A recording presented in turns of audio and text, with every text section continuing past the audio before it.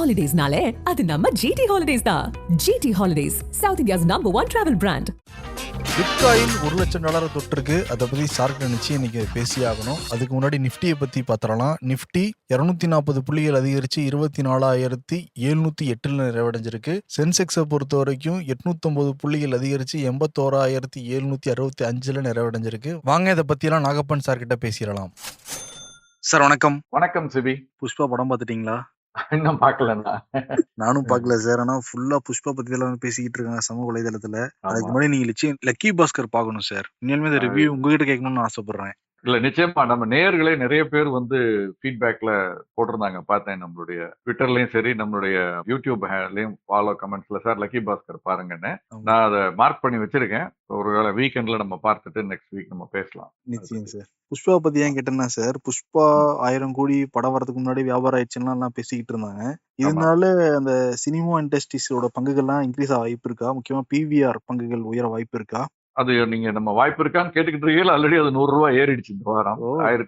475 ரூபாய் கிட்ட இருந்தது. இப்ப 1600 தொட்டுட்டு கொஞ்சம் கரெக்ஷன் ஆயிருக்கு. பட் நிச்சயமா இது இது ஒரு சரியான கேள்வி. நம்ம கவனிக்க வேண்டிய விஷயம் எப்படின்னா, இந்த படத்துக்கும் பல படங்களுக்கும் ஒரு சின்ன வித்தியாசம் இருக்கு. இந்த படம் ஒரு நியூஸ் நான் படிச்சேன். பீகார்ல இதனுடைய அந்த பிரிலிமினரி லான்ச் போடும்பொழுது அங்க ஒரு மாசா ஒரு பெரிய லெவல்ல இதுக்கு ஒரு வரவேற்பு இருந்தது. அந்த மாதிரி தமிழ்நாட்டை, அதாவது நம்ம ஆந்திராவை தாண்டி தென் இந்தியாவை தாண்டி பல பகுதிகள் வடநாடுகள்ல ஹிந்தி பெல்ட்ல, கோர் பெல்ட்ல இந்த படத்தினுடைய எஃபெக்ட் இருக்கிறதுனால நீங்க கேட்கிற கேள்வி நம்ம லைட்டா எடுத்துக்க முடியாது, ஒரு முக்கியத்துவம் பெறுகிறது. இந்த படம் பர்டிகுலரா நிறைய பேர் தியேட்டர்ல போய் பார்க்க விரும்புற ஒரு பட்டியல் இருக்குன்னா அந்த பட்டியலில் இருக்கக்கூடிய படமா தான் பார்க்கப்படுகிறது. அதனால இதனுடைய பெரும் பகுதி பாத்தீங்கன்னா பிவிஆர் ஐநாக்ஸ் அந்த பங்கு பங்கு சந்தையில் பட்டியலிடப்பட்டு ட்ரேட் ஆகிட்டு இருக்கு. இன்னைக்கு ஒரு ஆர்கனைஸ்டு வேல தியேட்டர்ஸ் அப்படின்னு ஒரு இருக்கிறதுல அவங்க தான் நம்பர் 1 பெரிய லெவல்ல அவங்க பண்ணிட்டு இருக்காங்க. அவங்களுக்கு இதுல ஒரு பெரிய அளவுல கணிசமான லாபம் வருவதற்கு வாய்ப்பு இருக்குன்னு சொல்றாங்க. இதுல என்ன விஷயம் நீங்க பாருங்க, இந்த மாதிரி பங்குகளை வாங்கும் பொழுது எப்படி எல்லாம் நம்ம அனலைஸ் பண்ண வேண்டியதா இருக்கு. ஒரு படம் அதனுடைய ஃபார்ச்சூனை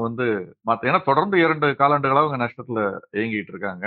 அந்த நஷ்டத்துக்கான காரணத்தை கேட்டீங்கன்னா நீங்க ஆச்சரியப்படுவீங்க. அவங்களுடைய இன்வெஸ்டர் மீட்ல எல்லாம் சொல்றது, முதல்ல ஐபிஎல் இருந்தது, அதுக்கடையில தேர்தல் வந்தது. சோ மக்கள் எது ஹாட்டா இருக்கோ அதை பார்க்க போயிடுறாங்க. இப்ப தியேட்டருக்கு படம் பார்க்க வரதில்லை. ஏன்னா இப்ப ஐபிஎல் ஸ்கோர்னா அதை உங்க வீட்டுல உட்காந்து பார்த்துட்டு இருக்காங்க. அது நடக்கிற அந்த 1.5 மாதத்திற்கும். அதே மாதிரி தேர்தல்னா அந்த தேர்தல் களை கட்டினோன்னா அதை பாக்குறாங்க. சோ தியேட்டருக்கு வர்றது ஃபுட்பால் குறைஞ்சிருது அப்படிங்கிறாங்க.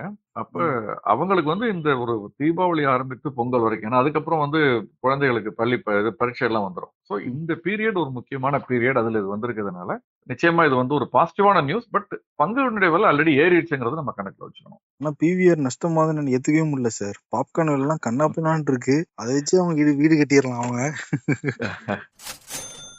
இன்னைக்கு மார்க்கெட் நிஃப்டி சென்செக்ஸ் ரெண்டுமே ஏற்றத்துல தான் முடிவடைஞ்சிருக்கு. கிட்டத்தட்ட ஒரு 6 நாளா புல்லிஷ் ட்ரெண்ட்ல இருக்குங்களா சார்? கரெக்ட். போன வியாழன் அன்று ஆரம்பித்த ட்ரெண்ட் இது தொடர்ந்து 6வது நாள் இன்னைக்கு புல்லிஷா இருக்கு. 3 பங்குகள் மட்டும்தான் நிப்டி குறியீட்டுல இறங்கி இருக்கு. பாக்கி 27 பங்குகள் ஏறி இருக்கு. அதே மாதிரி சென்செக்ஸ்ல நிப்டிலையும் 9 பங்குகள் மட்டும் தான் குறைஞ்சிருக்கு. 41 பங்குகள் அதிகரிச்சிருக்கு.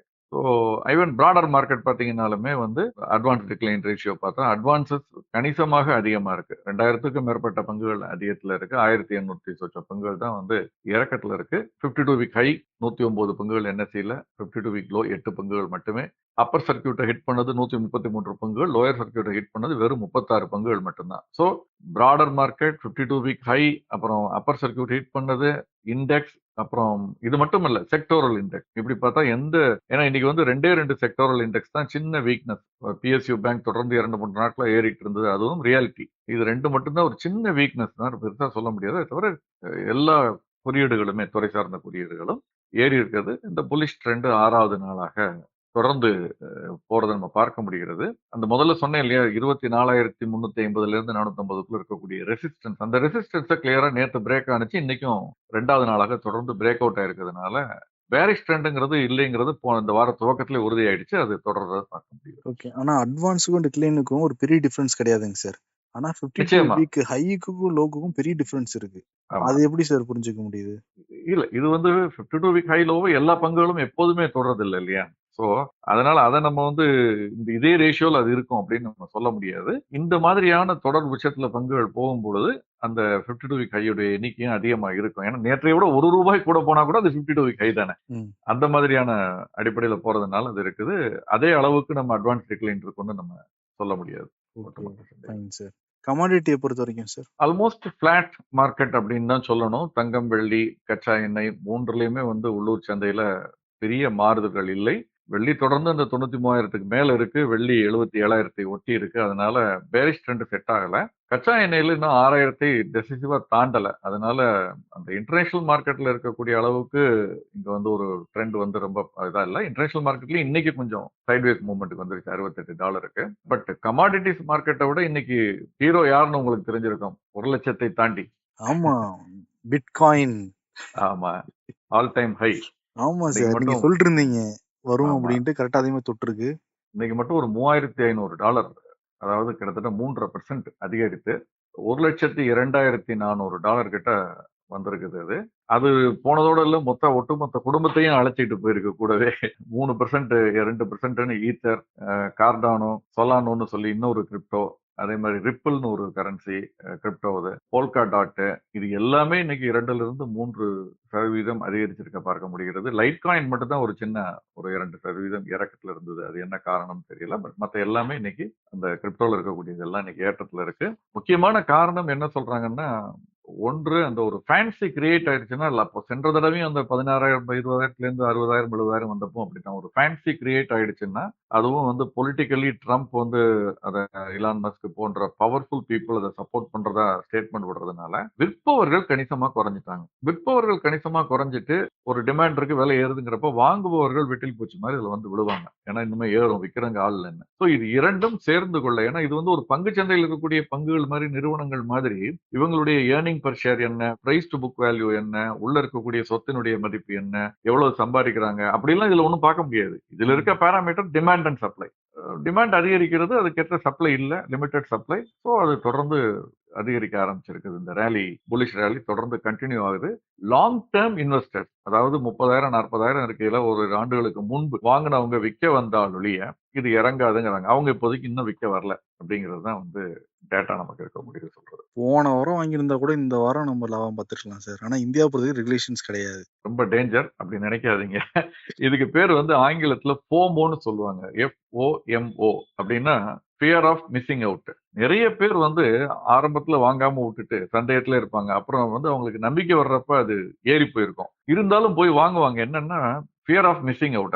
அதை மிஸ் அவுட் பண்ணிட்டோமே ஏற்கனவே, இன்னும் விட்டுட்டோம்னா நாளைக்கு நாளானிக்கு இன்னும் ஏறி போயிடும் அப்படின்னு. கடைசியில பாத்தீங்கன்னா சிறு முதலீட்டாளர்களை கேட்டு பாருங்க, பெரும்பாலான காலகட்டங்கள்ல இறங்கி இருக்கும் போது நம்பிக்கை இல்லாம இருந்துட்டு நல்லா ஏறினதுக்கு அப்புறம் வாங்கிட்டு திரும்ப பங்குச்சந்தை இறங்கணும்னு என்ன சார் பண்றதுன்னு கேட்பாங்க. இது காரணமே அந்த FOMO தான். நம்ம விட்டுட்டோம்னா அது பரவாயில்ல, தப்பே இல்லை. இதை வந்து ரியர்வியூ மிரர் டிரைவிங்னு சொல்றது. நம்ம முன்னால கார்ல போகையில அல்லது டூ வீலர்ல போகையில ரியர்வியூ மிரரை பார்த்து அவசரத்துக்கு ஆபத்துக்கு பார்க்கலாம். நம்ம அதை பார்த்துக்கிட்டே ஓட்டணும்னு வச்சுங்க, பின்னால என்ன நடக்குதுன்னு பார்த்துக்கிட்டு நம்ம முன்னால அப்படி இருந்து இதெல்லாம் தாண்டி வந்திருக்கோம் அப்படின்னு பார்த்துக்கிட்டே ஓட்டணும்னா முன்னால போய் ஆக்சிடென்ட் ஆயிருக்கும். ஸோ அது பரவாயில்ல, அதை பத்தி கவலைப்படாது. நம்ம அடுத்து என்ன இருக்குங்கிறது பார்க்கணும்.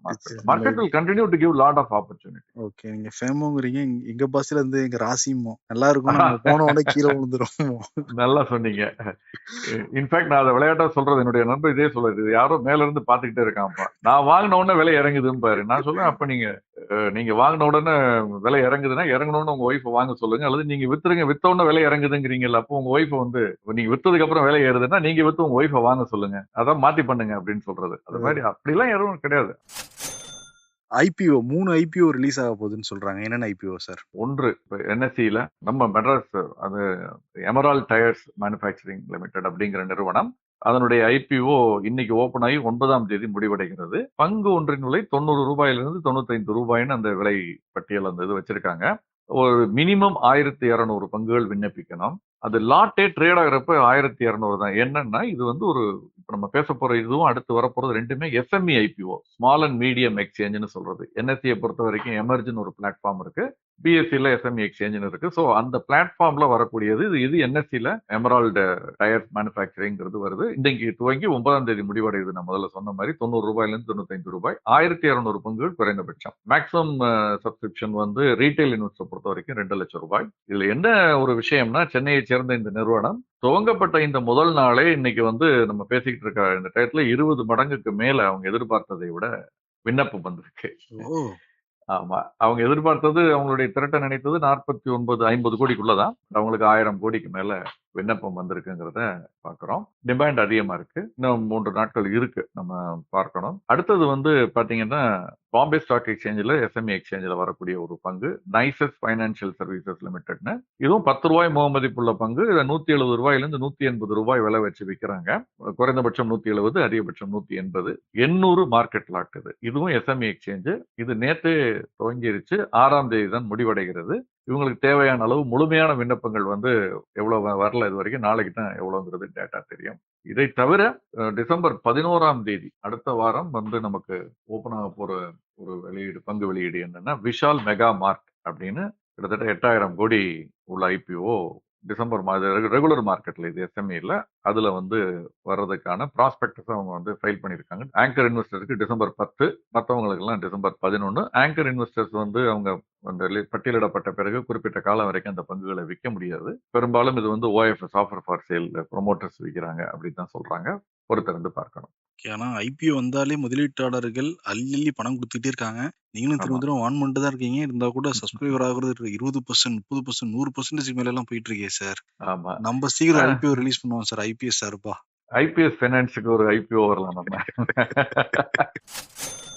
அதே மாதிரி என்எஃப்ஓ ஒன்னு ரிலீஸ் ஆக போகுதுன்னு சொல்றாங்களே சார், அதை பத்தி சொல்லுங்க சார். 2-3 நாட்களுக்கு முன்னால நம்ம பேசினோம். குவாண்டம் மியூச்சுவல் ஃபண்ட் கூட ஒன்று பேசணும், எத்திக்கல் ஃபண்டுன்னு. நிறைய பேர் அதை வந்து குவாண்ட் ஃபண்டுன்னு நினைச்சுக்கிட்டாங்க. குவாண்ட் ஃபண்ட் இல்ல, குவாண்டம். அதாவது நம்ம குவாண்டம், அதை கொஞ்சம் அழுத்தம் திருத்தமா சொல்லணும். அது மாதிரி இப்போ பாத்தீங்கன்னா வந்து ஆதித்ய பிர்லா சன் லைஃப் அவங்களுடைய காங்க்ளமரேட் ஃபண்ட். காங்க்ளமரேட்னா என்ன? குழுமம், மாபெரும் குழுமம், தொழில் குழுமம், வியாபார குழுமங்கள், அவங்களுடைய பங்குகள், அந்த குழுமங்களுடைய பங்குகள்ல முதலீடு செய்யறது. நிறைய பேருக்கு டாடா நல்ல நிறுவனம் சொல்றீங்க, பட் அதுல எந்த பங்கை வாங்குறதுன்னு தெரியல. எல்லா டாடா பங்குகளையும் வாங்கிட்டா எது ஏறினாலும் எனக்கு பெனிஃபிட்டா இருக்கும்ல அப்படின்னு சில பேர் நினைக்கிறாங்க. அது சரியா தவறாங்கிறதும் அடுத்தது. அப்ப அது மாதிரி வரும்பொழுது இப்ப இவங்க என்ன பண்ண போறதா சொல்றாங்கன்னா வந்து, இப்ப அதானி குழுமம், அம்பானி குழுமம், டாடா, பிர்லாஸ், இந்த மாதிரி அவங்களுடைய குழும நிறுவனங்கள்ல ஒட்டுமொத்தமாக அந்த வெயிட்டேஜுக்கு தக்க அவங்க ஒரு ஃபார்முலா வச்சு அவங்க வந்து முதலீடு செய்யற கிட்டத்தட்ட ஒரு 169 கம்பெனிஸ், 22 செக்டார் அதை வந்து ஐடென்டிஃபை பண்ணியிருக்காங்க. அதுல வந்து முதலீடு செய்ய போறதா சொல்லியிருக்காங்க. It includes mix, large cap இருக்கும், மிட் கேப் இருக்கும், கொஞ்சம் ஸ்மால் கேப்பும் இருக்கும். இந்த மாதிரி சொல்லியிருக்காங்க. இதுல வந்து இது ஒரு நல்ல கான்செப்ட், ஒரு சுவாரஸ்யமான கான்செப்ட். நிச்சயமா அதுல வந்து சந்தேகம் இல்லை. இதனுடைய செயல்பாடுகள் எப்படி இருக்குங்கிறது நம்ம அதுக்கப்புறம் தான் பார்க்கணும். நம்மளுடைய போதான் பார்க்கணும். எனக்கு கேட்கறதுக்கே ரொம்ப இன்ட்ரெஸ்டிங்கா இருக்கு. டக்குன்னு யாரும் தெரியாதவங்க கூட டாடா குழுமத்துல மொத்தமா இன்வெஸ்ட் பண்ணிடலாம்ல சார், மியூச்சுவல் ஃபண்டா? ஆமா, ஆமாமா. இப்போ ஏற்கனவே இந்த கான்செப்ட் இல்லாமல் இல்லை, வேறு வடிவத்துல இருக்கு. அதாவது ஸ்மால் கேஸ்னு சொல்லுவாங்க. அந்த ஸ்மால் கேஸ்ல சில பேர் வந்து டாடா குழுமத்தினுடைய பங்குகளுக்கு மட்டும் ஒரு ஸ்மால் கேஸ் அப்படின்லாம் கிரியேட் பண்ணிருக்காங்க. பட் அதுல என்ன ஒரு இதுன்னா, அந்த வெயிட்டேஜ் இஷ்யூஸ் வரும், அதை கிரியேட் பண்ணிருக்கவங்களுடைய கிரெடிபிலிட்டி வரும். பட் இது வந்து ஒரு மியூச்சுவல் ஃபண்டா இருக்கும் பொழுது இவங்களுடைய கிரெடிபிலிட்டி அபவ் போர்டு, உங்களுடைய பாஸ்ட் ட்ராக் ரெக்கார்ட், பெர்ஃபார்மன்ஸ் எல்லாம் பார்த்துட்டு, ஏன்னா அந்த குழுமத்தினுடைய பெர்ஃபார்மன்ஸ் மட்டும் இல்லாமல் இந்த மியூச்சுவல் ஃபண்டை யார் நடத்துறாங்கன்னு, ஏன்னா இப்ப ஃபார் எக்ஸாம்பிள் பாருங்க, இதுல ஒரு ரிஸ்க் இருக்கு. ஒரு குழுமத்தை எடுத்துக்கிட்டோம்னா அதுல இருக்க எல்லா நிறுவனங்களும் நல்லா செயல்படுதுன்னு சொல்ல முடியாது. ஈவன் டாடா குழுமத்திலேயே பாத்தீங்கன்னா வந்து டிடிஎம்எல்னு ஒண்ணு இருந்தது, டாடா டெலின்னு. அதனுடைய செயல்பாடுகள் எப்படி இருந்தது அப்படிங்கிறத பார்க்கணும். அதானி குழுமத்தை பத்தி நம்ம சொல்லவே வேண்டாம். அதீத ஏற்ற இறக்கங்களோடு இருக்கக்கூடியது. அப்ப இதுல முதலீடு செய்யறவங்க அந்த பணத்தை கையாளுறவங்களும் கொஞ்சம் கவனமா இருக்கணும், கிரெடிபிளா இருக்கணும். அந்த ஏற்ற இறக்கங்களை நமக்கு சாதகமா பயன்படுத்திக்கணும். ஏற்ற இறக்கமே இல்லாமல் இருக்காது, அதை சாதகமா பயன்படுத்திக்கணும். அதுக்குள்ள செக்ஸ் அண்ட் பேலன்சஸ் அவங்க வச்சிருக்கதா சொல்றாங்க. 25% குரூப் எக்ஸ்போஷர் ஒரு குரூப்புக்கு கேப் இருக்கு. அதே மாதிரி தனிப்பட்ட பங்குகள் ஒன்னொன்னுக்கும் ஒரு கேப் வச்சிருக்காங்க. அவங்க அதுபடி அவங்க பண்றேன்னு சொல்றாங்க. பார்க்கலாம் எப்படி இருக்குன்னு. இது கரன்சி யூஎஸ்டி பத்தி சார்? பெரிய மாறுதல்கள் எதுவுமே இல்லை. தொடர்ந்து அந்த டாலருடைய மதிப்பு அந்த உயர்ந்த அளவுல தான் இருக்கு. 84 ரூபாய் 80 பைசா 85 பைசான்னு என்எஸ்சில வந்து ட்ரேட் ஆகிட்டு இருக்கு. இன்டர்நேஷனல் மார்க்கெட்லயும் வந்து ஒன்றும் பெரிய சேஞ்சஸ் எதுவும் இல்லை. பட் முக்கியமா மார்க்கெட் இன்னைக்கு எதிர்பார்த்து காத்திருக்கிறது என்னன்னா, நாளைக்கு மத்திய ரிசர்வ் வங்கியினுடைய அந்த 2 நாள் மானிட்டரி பாலிசி கமிட்டி முடித்து அந்த அறிவிப்புகள் வெளியாகும். Repo rate, reverse repo rate, அதாவது வங்கிகள் கொடுக்க வேண்டிய கடனானது வங்கிகளுக்கு பெறக்கூடிய கடன், அதாவது ரிசர்வ் வங்கி கொடுக்கக்கூடிய அந்த வட்டி விகிதம். அப்புறம் பாத்தீங்கன்னா சிஆர்ஆர், கேஷ் ரிசர்வ் ரேஷியோ. ஒவ்வொரு வங்கியும் ஒரு குறிப்பிட்ட அளவு, இப்போ வந்து 4.5% அவங்களுடைய டெபாசிட்ல மத்திய ரிசர்வ் வங்கிட்ட, அதாவது ரொக்க கையிருப்பா வச்சிருக்கணும். இதுக்கு எந்த விதமான வட்டி வருமானம் எதுவும் வராது. ஏன்னா ஏதாவது ஒரு டிமாண்ட், ஒரு ஆத்திரம் அவசரம்னா அந்த பணத்தை எடுத்து கொடுத்து வங்கியுடைய மானம் போயிடாம காப்பாற்றணும், அதாவது ஒரு கிரைசிஸ் உருவாயிராம காப்பாத்துறதுக்கு இந்த பணத்தை வச்சிருக்கணும்னு சொல்லியிருக்காங்க. இது போக எஸ்எல்ஆர்னு சொல்லி ஸ்டாச்சுட்டரி லிக்விடிட்டி ரேஷியோன்னு சொல்லியிருக்கு. அதுவும் ஒரு குறிப்பிட்ட அளவு பணத்தை வந்து மத்திய அரசாங்கத்தினுடைய ட்ரெஷரி பில்ஸ் ஈஸியா லிக்விடேட் பண்ணி பணத்தை எடுக்கக்கூடியதுல போடணும்னு இருக்கு. ஸோ இந்த 4 பேராமீட்டர் ரொம்ப முக்கியம். Repo rate, reverse repo rate, இது ரெண்டுலயும் எந்த விதமான மாறுதல்கள் சந்தை எதிர்பார்க்கல. இருக்குமா இல்லையா நமக்கு தெரியாது, ஆனா சந்தையில எதிர்பார்க்கல தான் பெரும்பாலானவர்கள் சொல்றாங்க. எஸ்எல்ஆர்லயும் பெரிய மாறுதல்கள் இருக்க வாய்ப்பு குறைவு. ஆனால் சிஆர்ஆர் குறைக்கிறதுக்கான வாய்ப்பு இருக்கு, அல்லது எதிர்பார்க்கறாங்க சந்தை. வாய்ப்பு இருக்கோ இல்லையோ, பட் எதிர்பார்க்கறாங்க 4.5% 4.7% குறைந்தபட்சம், அல்லது 4% மாத்தலாம். ஏன்னா ரொம்ப பல ஆண்டுகளுக்கு முன்பு இவ்வளவு குறைவா இருந்திருக்கு, 30 ஆண்டுகளுக்கு முன்பு நினைக்கிறேன். அது மாதிரி இப்ப 4% குறைக்கலாம். அது வந்து ஒரு பக்கம் வங்கித்துறைக்கு ஒரு ரிஸ்கா இருக்குமா அப்படிங்கிற ஒரு பயத்தினாலதான் ஆர்பிஐ காஷியஸா இருக்காங்க. பட் அந்த மாதிரி ரிலீஸ் பண்ணும் பொழுது 1,00,000 கோடி ரூபாய்க்கு மேல வந்து சந்தையில் பணப்புழக்கம் அதிகரிக்கும். அப்ப அந்த பணப்புழக்கம் அதிகரிப்பதன் காரணமாக அவங்க கடன் கொடுக்க வேண்டிய ஒரு கட்டாயத்துக்கு தள்ளப்படுவார்கள், வட்டி விகிதம் குறையும் அப்படிங்கிற ஒரு எதிர்பார்ப்பு இருக்கு. பணப்புழக்கம் அதிகரிக்க வேண்டும், வட்டி விகிதம் குறைய வேண்டும். வட்டி விகிதத்தை ரெப்போ ரேட்டையோ ரிவர்ஸ் ரெப்போ ரேட்டையோ ஒண்ணு குறைக்கணும். அது குறைக்க முடியாத சூழல். ஏன்னா இன்னைக்கு வந்து பணவீக்கம் அதிகமா இருக்கு. அப்ப என்ன பண்ணணும்? பணவீக்கத்தை குறைக்கணும். அது வரைக்கும் வந்து என்ன பண்றது? ஸோ சிஆர்ஆரை குறைக்கிறதுக்கான வாய்ப்பு இருக்கிறதா சந்தை எதிர்பார்க்கிறது. இது எல்லாமே நாளை காலை ஒரு 10-10:30 மணிக்கு நமக்கு இதனுடைய முழு வரும் என்னங்கிறது தெரிய வந்துடும். சந்தை அதுக்கு தக்க ரியாக்ட் ஆகும். ஒருவேளை இந்த கட் இல்லைன்னா சந்தை அதை நெகட்டிவா பார்ப்பதற்கான வாய்ப்பு இருக்கிறதாக கருதுகிறேன். 6 நாட்களா தொடர்ந்து வேற சந்தை ஏறி இருக்கு. ஸோ இந்த இதில் எந்த விதமான மாறுதல்களும் இல்லை, இருப்பதற்கான வாய்ப்பே இல்லைன்னு அறிவித்தால் ஒருவேளை சந்தை பக்கவாட்டு நகர்தலோ அல்லது கொஞ்சம் வீக்கன் ஆகிறதுக்கான வாய்ப்புகள் இல்லாமல் இல்லை. Okay, fine sir. டீட்டெயிலாக நிறைய விஷயங்கள் நீங்க சொன்னீங்க. நிறைய கேள்விகளும் கேட்டுக்கிட்டு இருக்காங்க. இன்னும் நேர்களுக்கு தோன்ற கேள்விகள் நீங்க வந்து கேளுங்க, நிச்சயம் டிஸ்கஸ் பண்றோம் வீக்கெண்ட் ஷோல. நிச்சயம் பேசுவோம். ரொம்ப நன்றி sir. Thank you so much sir. நன்றி. Holidays-nale, அது நம்ம GT Holidays தான். GT Holidays, South India's #1 travel brand. You know you are special when you're with GT Holidays.